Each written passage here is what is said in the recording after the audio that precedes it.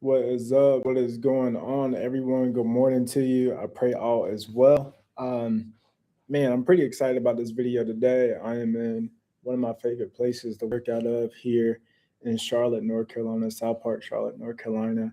And today's topic, I'm gonna really go at a high level. I'm not gonna get into too deep into numbers, too deep into tax code and things of that nature. Today, I purely want to talk about from an industry standpoint the way that I, as a newbie, look at the exotic wildlife industry and why I think it's one of the most lucrative industries and opportunities to get into, especially for small landowners who have access to control over or personally own um, just a few acres. You can really get started. And I wanted to kind of preface the conversation with a few key facts. So, when we talk about exotic wildlife and ranching in general, again, I want to come to it from more of a history standpoint and kind of share with you guys how this all kind of got started. So, this is where it gets interesting. When you look at ranching in general, if you think about a traditional cattle business, obviously your livestock, along with your land that's continuing to appreciate, it's really the value stack that you have on top of that land as it continues to appreciate to bring in active income. So if you separate your passive income and your active income, it's really the access that you allow, whether that be people, whether that be easements, whatever that could be, that brings active income to your property besides its sole core purpose that you might have established, be that cattle, goats, whatever you want to do, right? So what I'm seeing, especially now with land being priced the way it is, when you look at some of the challenges that our farmers are facing, is that a great operation, a ranch that is running like a truly buttoned up, numbers tight, making things happen ranch is one that provides multiple avenues where you truly have an operator in place for the activities that are taking place on that property. Now, that could be your hospitality, if you're bringing people out and doing agritourism, if you will, animal inventory on the property in and of itself. And what I've found to be significantly lucrative in the industry with a economic contribution, which has been said to be upwards of $10 billion. The last study, which was about 10 years ago, was $1 billion.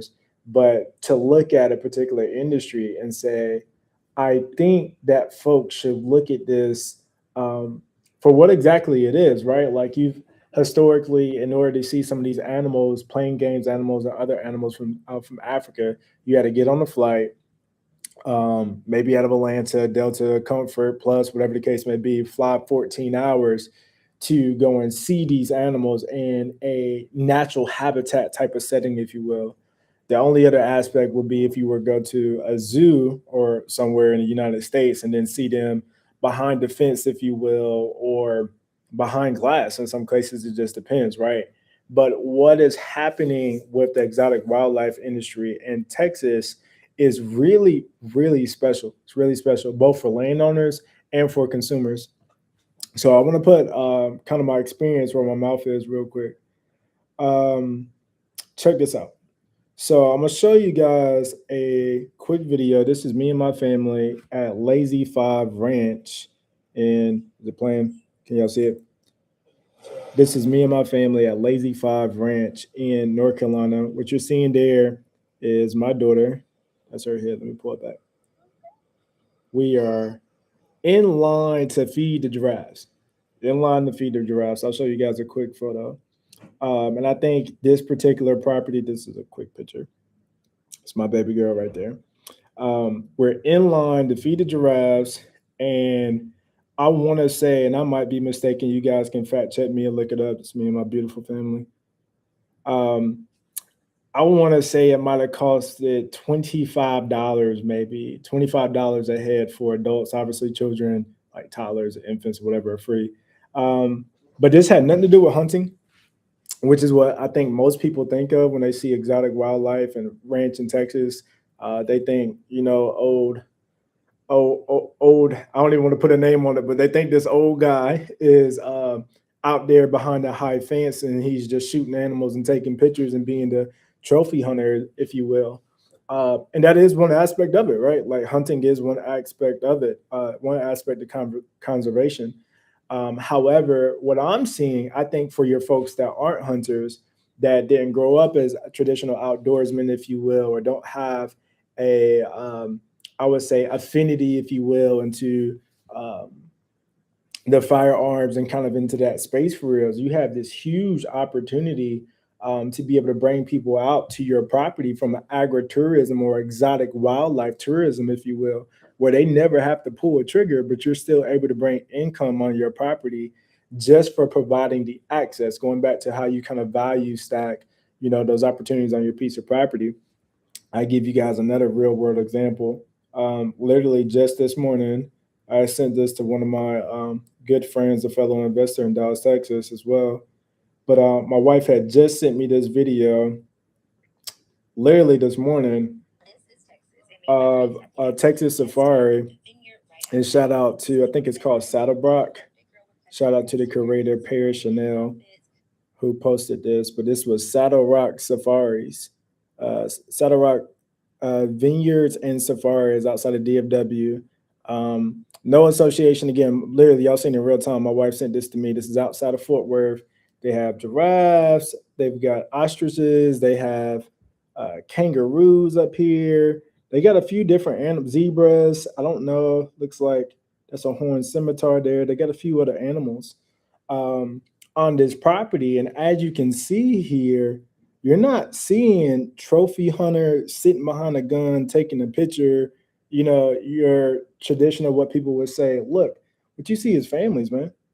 That's people out there with their loved ones, their family members, people proposing, people having their wine. They're enjoying this ranch, they're enjoying this property and paying money to do so. I'm quite sure it's not free, um, especially if my wife sent it to me. But they're enjoying this habitat, and the owners get the benefit, if you will, which we'll talk about more on the tax strategy side and numbers. The owners are enjoying the benefit of appreciation both in their land.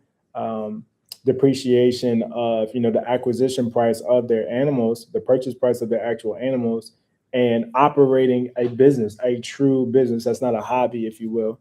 So, Kobe, why are you sharing this? Why does it matter? And what do you care? Man, so we are a PE firm that is based around real assets, and the assets that I love most is land, timber, and the outdoors. And recreation is a huge part of that. But historically speaking, I think recreation and land has been scoped primarily as a focus as outdoor recreation and hunting. And it's not just hunting. If you take, for example, a vineyard, I grew up off of muscadine grapes. Anybody from the southeast knows what muscadines are. We have them on our family property back in the East North Carolina.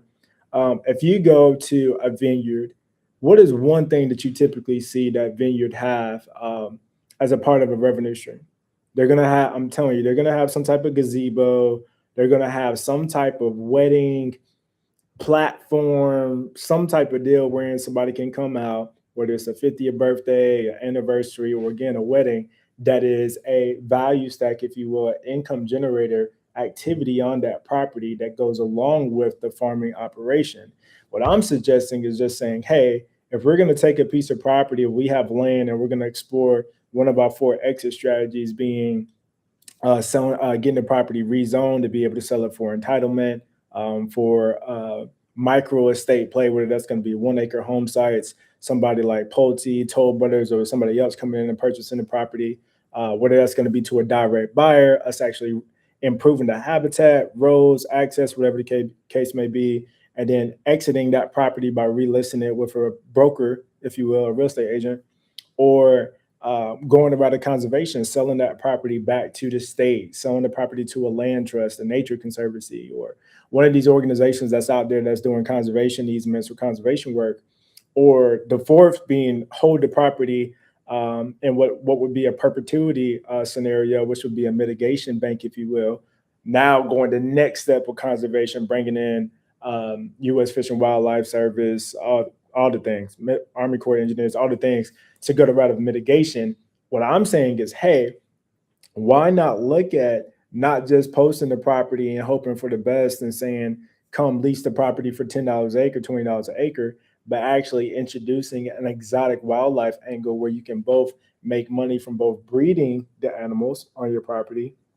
You can bring in revenue from selling, yes, hunts on the property for specific animals, or you also have the avenue of showing the animals, like bringing in significant revenue just for allowing people to come take their pictures, ride around in the car just like me and my family did, and actually be able to experience something that in any other way wouldn't be as intimate. You can go, like I said, you can go to the zoo and look at an animal behind. In some cases, you can look at an animal behind glass or far away, stay away from the fence type of scenario.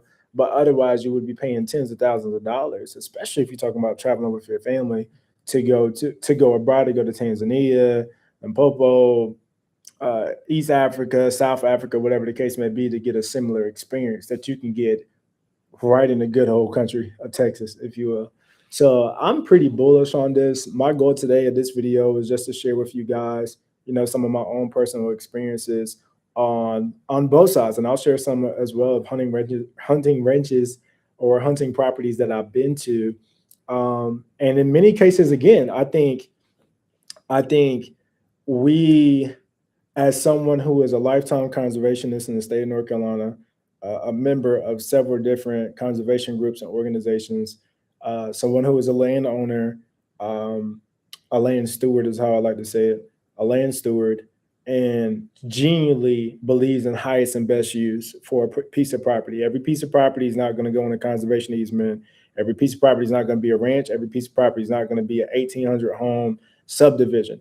I believe every piece of property has a story that it tells, and the savvy investor, if you will, the individual who is the correct steward for that property, and ultimately for the LPs that support us and our mission and aligning with their goals of what they want to do. Um, I think we have a responsibility to find out what the highest and best use is for that piece of property. And I think from a outdoors industry or a hunter perspective, not to draw it out too long, um, we have to start looking at, more than just hunting. Like hunting is there's always going to be somebody who wants to go and hunt and enjoy a property. Hey, I'm one of those guys, right? But there is so much more.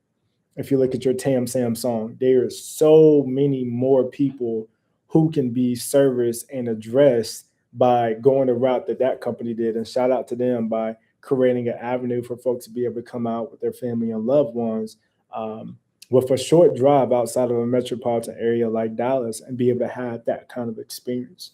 And that's why I paid for it, right? That's why I took my family, my wife and my daughter, to go to Lazy Five Ranch right here in North Carolina. Shout out to them, outside of Charlotte, North Carolina. And they have a plethora of animals, some from Africa as well, on their property.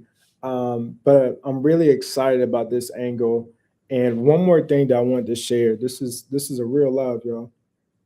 One more thing I wanted to share is it's not super hard to get these animals. Like, here's an example of, shout out to, what is their name? Shout out to, I know the company is ran by Wildlife Land Partners, but you can literally get on an auction website for these animals and purchase these animals straight out of auction. Now, this one's already closed, so you don't get an example of some of the prices for these animals. Um, but you can purchase these animals straight off of exotic auctions and websites. There's also Facebook groups. So let me go to one, exotic, Lone Star Exotic. 4.3 thousand people in here. So you can literally come up here on Facebook groups and literally just buy animals off of different ranches. Now, obviously, you want to make sure that these folks are verified. It looks like an axis deer there. Um, those are kudu right there. That's a Cape buffalo right there.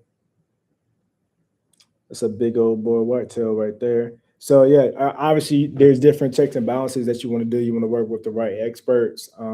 praise God, I've got a couple of great friends that are in the industry that actually own and operate a few ranches as well. You want to be able to have, a network of operators that are in place to help sustain your ranch. But I think what makes our firm strategically unique in the real world experiences that we have, I want to keep this at 15 minutes, is that we have the relationships.